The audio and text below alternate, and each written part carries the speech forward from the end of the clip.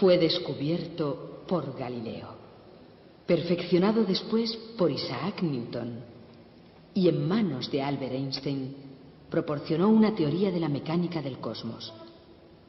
Fue uno de los mayores misterios de la física.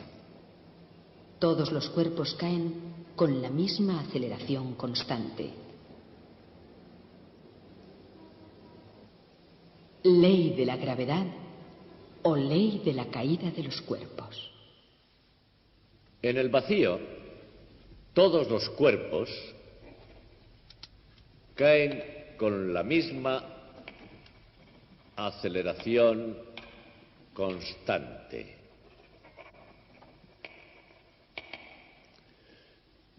Esta es la ley de la gravedad. No parece que esto quiera decir mucho, pero veamos ahora exactamente en qué consiste. Dice esta ley que el efecto de la gravedad en todos los cuerpos es siempre el mismo, con independencia de su peso. Desde Galileo a Isaac Newton y hasta Albert Einstein, este fue uno de los mayores misterios de la física. Y hay más, también dice que los cuerpos caen con una aceleración constante. Ahora bien, entender esto sería casi imposible si no contáramos con un dispositivo matemático llamado derivada.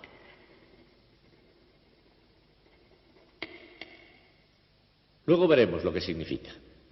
Y finalmente, aunque esto nos parezca muy profundo e interesante, está violentando nuestra más simple intuición, porque esto que decimos sucede en el vacío y no en el mundo que nos es familiar.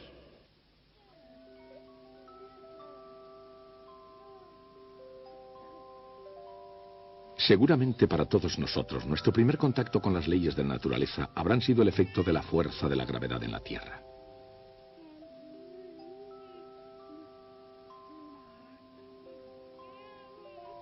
Entendamos o no cómo funciona la fuerza de la gravedad,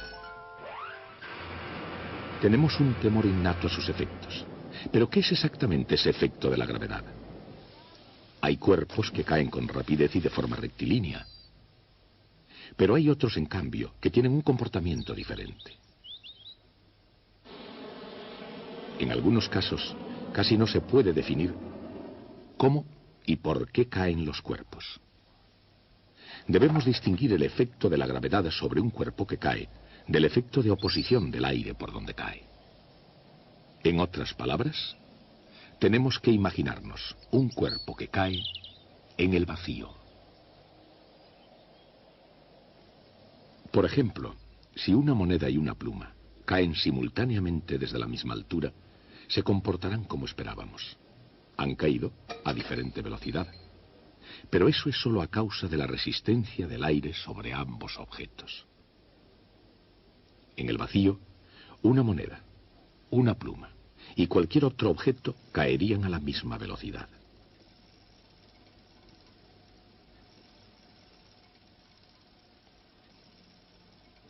La moneda y la pluma están ahora en el tubo de cristal, sin prácticamente aire, es decir, en el vacío, y ahora seremos testigos de la ley de la gravedad en acción.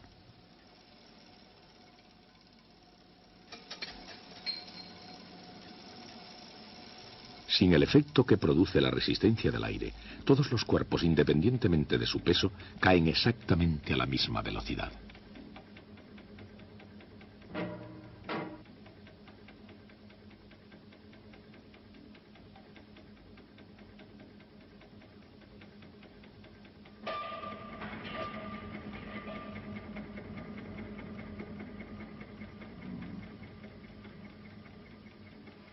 Cuando el astronauta del Apolo 15, David Scott, exploraba la Luna sin nada de aire, hizo una demostración de este tradicional experimento.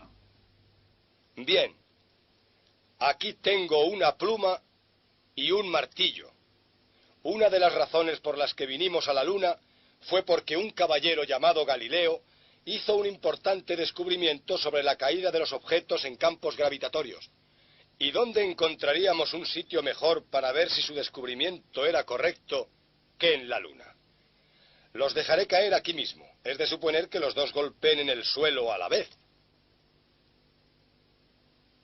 ¿Qué les ha parecido? Por lo visto, el señor Galileo tenía razón.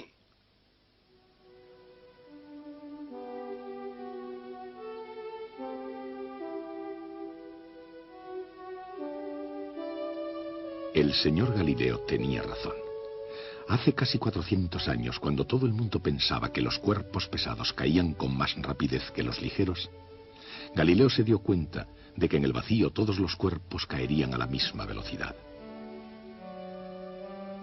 Por supuesto, Galileo no podía conseguir un vacío, pero pudo imaginar uno. Pintó un cuerpo pesado unido a otro ligero. Este cuerpo compuesto caería más deprisa o más despacio que el cuerpo pesado solo. Si el cuerpo ligero caía más despacio, retardaría la caída del cuerpo pesado. Pero al mismo tiempo, un cuerpo compuesto tiene que pesar más que uno solo pesado. Por lo tanto, el cuerpo compuesto tendría que caer más deprisa que el cuerpo pesado solo, pero nunca más despacio. Es obvio que la idea de que un cuerpo pesado cae con más rapidez solo conduce a una ineludible contradicción.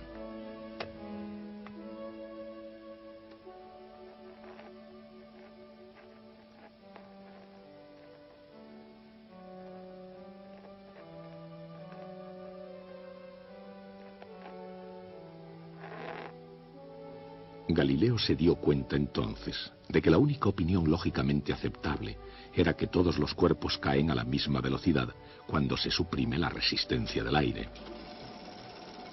Si todos los cuerpos caen en el vacío a la misma velocidad, la siguiente pregunta es: ¿y cuál es exactamente esa velocidad? Por nuestras propias experiencias sabemos que la velocidad de un cuerpo al caer aumenta durante la caída, lo cual significa que acelera, cayendo cada vez con más rapidez. Incluso antes de Galileo, algunos eruditos ya habían intentado dar una explicación a ese movimiento de aceleración.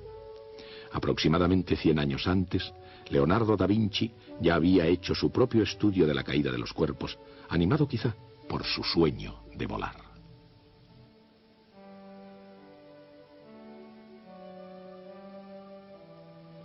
Más que preguntarse por la rapidez de la caída de los cuerpos, Da Vinci se preguntaba cuánto caerían en los sucesivos intervalos de tiempo. Su teoría del movimiento acelerado era que un cuerpo recorrería cayendo mayores distancias en intervalos posteriores.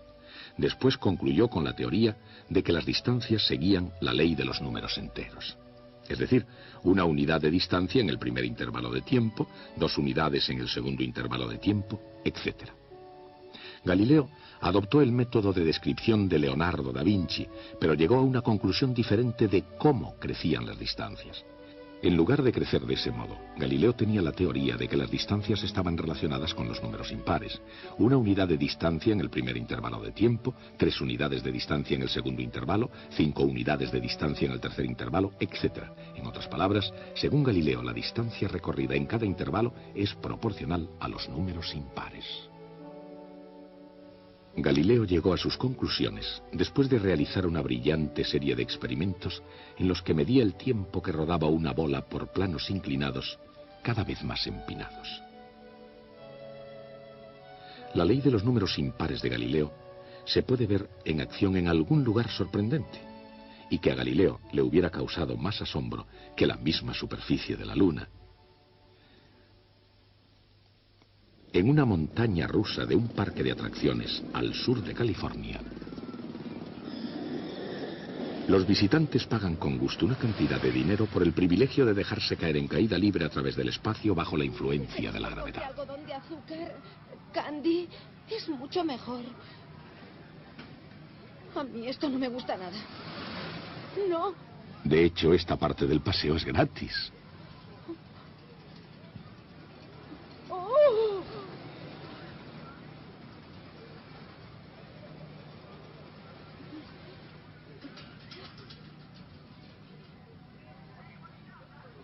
Por lo que realmente pagan los visitantes es por una serie de medidas que se han tomado y que les permite sobrevivir a cualquier velocidad. Pero, ¿y qué hay de Galileo?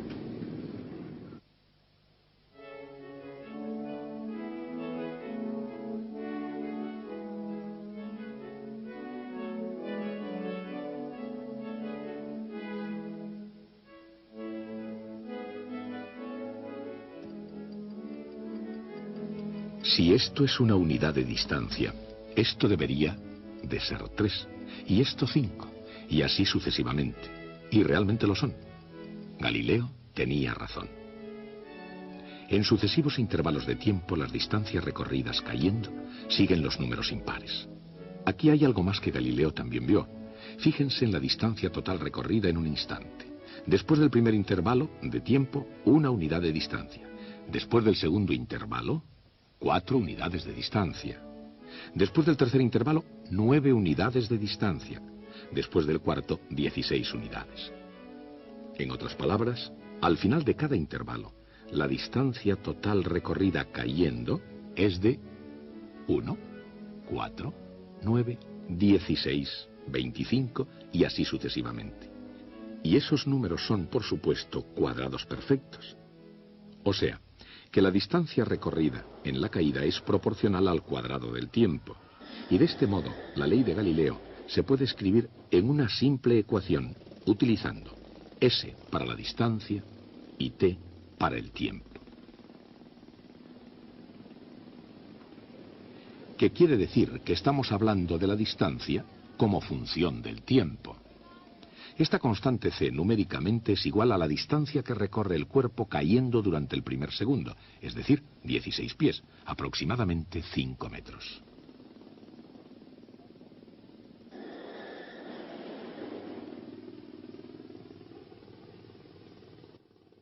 En cualquier punto de la caída, la distancia es igual a c veces el cuadrado del tiempo. Así, después de 2 segundos, la distancia recorrida cayendo es igual a c veces 2 al cuadrado, o sea, 4c. Si tomamos el valor 16 para c, sabemos que ha caído 64 pies, unos 19 metros y medio. De nuevo, esta fórmula quiere decir que para cualquier instante t se puede encontrar el valor ds. En este punto, cualquier visitante, aunque petrificada por el susto, puede preguntarse cuánto ha recorrido en su caída en cada instante. Y quizá quiera también saber con qué rapidez está cayendo. Se divide entonces la distancia que recorre cayendo entre el tiempo que ha empleado. Por ejemplo, como durante los 2 primeros segundos cayó 64 pies, su velocidad media será de 32 pies por segundo, unos 9 metros y medio por segundo. Pero eso es solo su velocidad media. Al comienzo, ella estaba parada. Después de 2 segundos, ella está cayendo mucho más deprisa que 32 pies por segundo.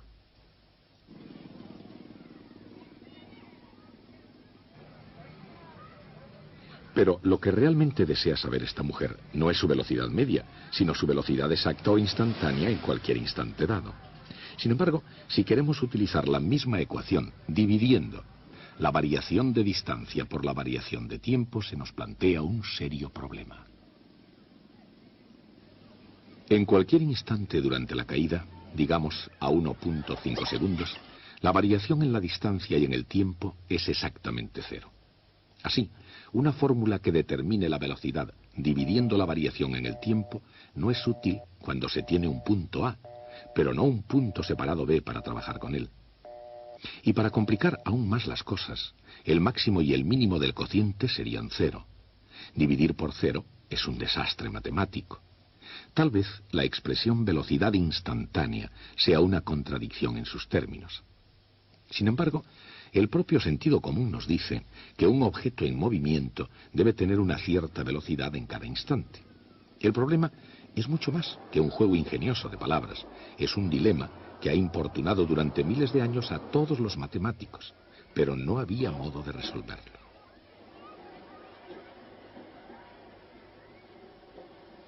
En lugar de pedir la velocidad instantánea en un tiempo exacto t, pida cuál es la velocidad media entre el tiempo t y un tiempo h segundos más tarde, el tiempo t más h.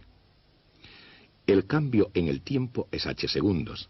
Si la distancia recorrida cayendo en un tiempo t es igual a c veces t al cuadrado, la distancia recorrida cayendo en el tiempo t más h debe ser igual a c veces th al cuadrado.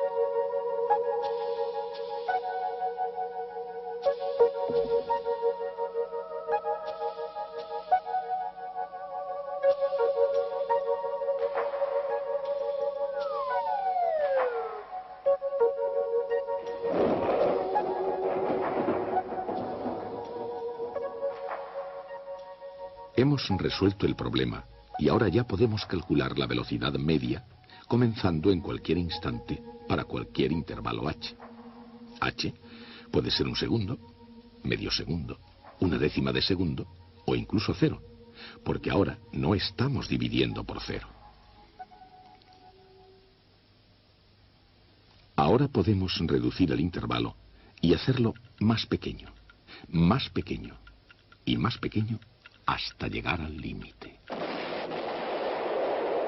En ese instante hemos calculado una derivada, ya que el intervalo se ha reducido a cero. Si h es exactamente cero, nos encontramos con que en un instante t cualquiera existe una velocidad instantánea y la llamaremos v. v es igual a 2ct.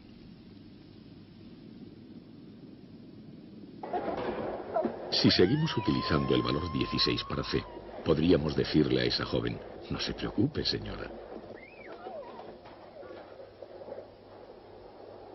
La distancia que usted ha recorrido es solo 16 veces t al cuadrado pies, unos 5 metros, y su velocidad en cada instante ha sido 32 veces t pies por segundo, casi 10 metros por segundo.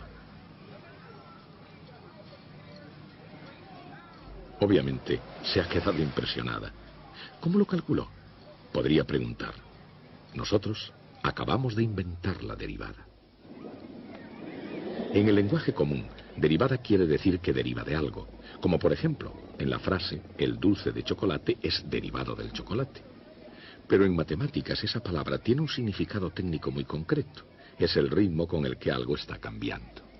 La velocidad de la caída de esta señora era la derivada de la distancia desde lo alto. En otras palabras, la velocidad es la derivada de la distancia. Al principio, cuando hablamos de su velocidad media, estábamos haciendo álgebra, simplemente dando valores a la ecuación velocidad igual a distancia dividida por tiempo. Pero cuando comenzamos a trabajar con un intervalo de duración h y lo hicimos tender a cero, estábamos calculando una derivada y entramos en el mundo del cálculo diferencial. El cálculo diferencial es la matemática de utilizar derivadas. Calcular una derivada se llama diferenciación. Las derivadas no solo se aplican a los cuerpos en movimiento. Se puede calcular también una derivada que represente el ritmo de cambio de una población de delfines con relación a la temperatura del océano. O del volumen de un globo respecto al área de su superficie. O a la variación en el precio de una pizza respecto a su diámetro. En otras palabras, las derivadas se pueden calcular para casi toda situación en la que haya variación en alguna cantidad cuando otra de las cantidades aumente o disminuya.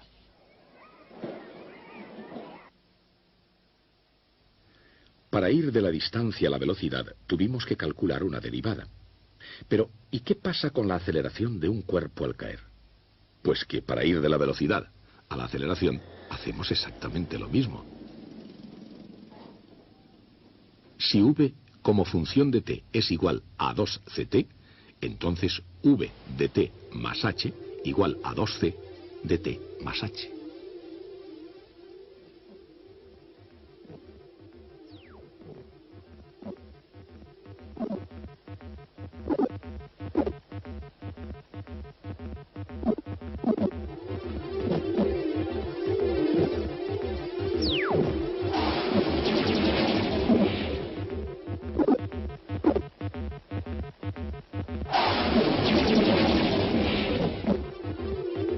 A de t igual 2c. Pero vean lo que ha ocurrido. Primero, la distancia s se mantiene creciendo con el tiempo. Si hay variación en t, hay variación también en s. Y la velocidad v también crece con el tiempo. Pero ahora nos hemos encontrado con que la aceleración a no depende en absoluto del tiempo. Es sencillamente una constante a igual 2c. Independiente del valor de t, a es siempre la misma. Por fin lo hemos conseguido. Hemos obtenido que el resultado de la gravedad es una aceleración constante.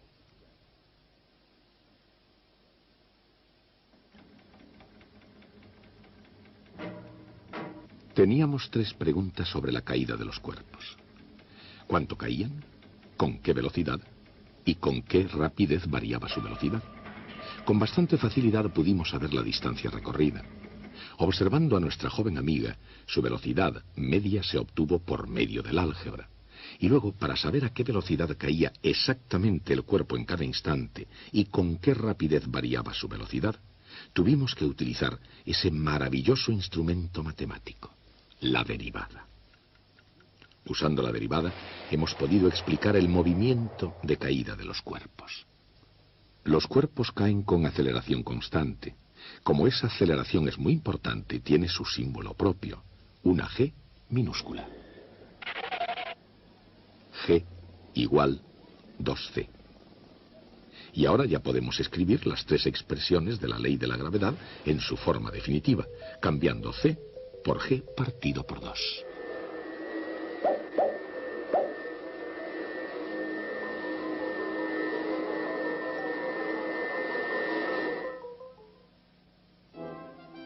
Según esta ley, un cuerpo cae con una aceleración constante, con velocidad proporcional al tiempo, y recorre una distancia al caer proporcional al cuadrado del tiempo. Este tipo de movimiento se llama movimiento uniformemente acelerado. Es difícil, pero no imposible llegar a conocer esos tres hechos sobre el movimiento uniformemente acelerado sin hacer uso del cálculo diferencial. Pero Galileo comprendió los tres hechos. En realidad, casi 300 años antes de Galileo, un erudito francés llamado Nicole Oresme trabajó sobre el comportamiento del movimiento uniformemente acelerado. Oresme y Galileo utilizaron casi idénticos métodos matemáticos para analizar el problema.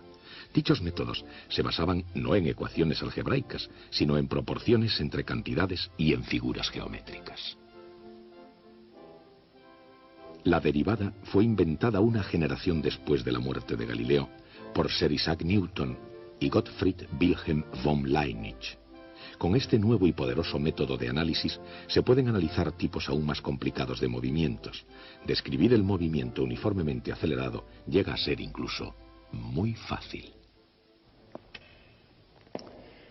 Sin las derivadas, es muy difícil entender qué significa aceleración, y menos aún describir el movimiento uniformemente acelerado y explotar a fondo sus consecuencias. Y, sin embargo, Oresme y Galileo lo hicieron. Describieron el movimiento uniformemente acelerado y sacaron sus consecuencias. Fueron verdaderos genios. Una de las tareas de la física es la de encontrar principios sencillos, económicos, pero importantes que expliquen nuestro complicado mundo. Y eso es lo que hemos hecho hoy. Si yo dejo caer algo, cae bajo la influencia de la gravedad de la Tierra. Al caer, su movimiento ha sufrido una cierta influencia debido a la oposición del aire. Si ahora imagino que puedo deshacerme del aire y dejo caer el objeto en el vacío, enseguida descubro un dramático y a la vez sorprendente hecho. Todos los cuerpos caen a la misma velocidad. Podría contentarme con este hecho. Descubrirlo, desde luego, fue un logro impresionante. Pero no nos contentamos. Ahora queremos saber por qué sucede esto así. ¿Cuál es la naturaleza de la gravedad que lleva a tan extraño comportamiento? Esa cuestión es una de las más profundas de la física. Duró hasta nuestro propio siglo. Fue el punto de partida para la teoría general de la relatividad de Albert Einstein. Pero nos estamos adelantando en nuestra historia. Una vez aprendimos que todos los cuerpos al caer se regían por una ley, nuestra tarea consistió en explicar esa ley con toda precisión. Todos los cuerpos caen con la misma aceleración constante, y la aceleración es el ritmo de cambio de la velocidad. Y la velocidad es el ritmo de cambio de la distancia. Así tenemos, en realidad, tres proposiciones matemáticas precisas de la ley de la gravedad. Se relacionan entre sí por medio de un grande y crucial descubrimiento de la historia de las matemáticas: el cálculo diferencial, descubierto por Newton y por Leibniz. Un gran triunfo. El suceso más importante en matemáticas durante miles de años. Newton y von Leibniz sacrificaron la dicha de su descubrimiento en una amarga discusión sobre quién lo descubrió primero. Las tres proposiciones son cabos sueltos de la historia que estamos tratando de desarrollar. No hay contestación. Según la ley de la gravedad, un cuerpo cae con una aceleración constante a una velocidad proporcional al tiempo y recorre en la caída una distancia proporcional al cuadrado del tiempo.